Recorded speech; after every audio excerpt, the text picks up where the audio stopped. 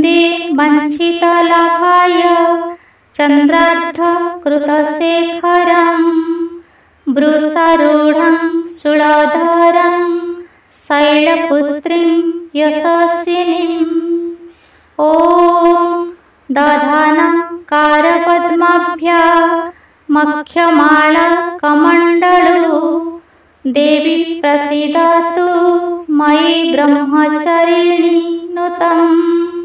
ॐ पिण्डरप्रवरारूढा चण्डकपास्त्रकैरुता प्रसादं तनुते मह्यं चन्द्रघण्टेति विश्रुता। ॐ शूरसम्पूर्णकलशं रुधिरं नूतमेव च दधाना हस्तपद्माभ्यां कुष्माण्डा शुभदास्तु मे।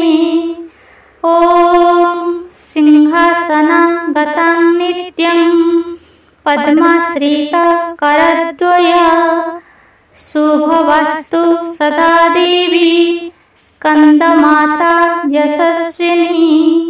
ॐ चन्द्रहासज्वलकरा शार्दूलवरवाहिनी कात्यायनी शुभं दद्या देवी दानवङ्गतिनी।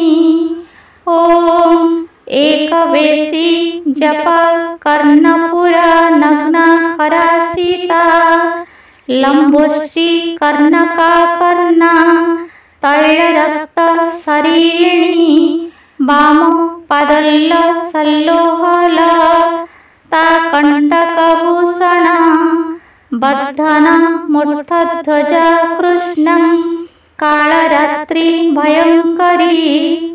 ॐ श्वेतवृषे समारूढा श्वेताम्बरधरा शुचिः महागौरी शुभं दद्यानं महादेव प्रमोपद।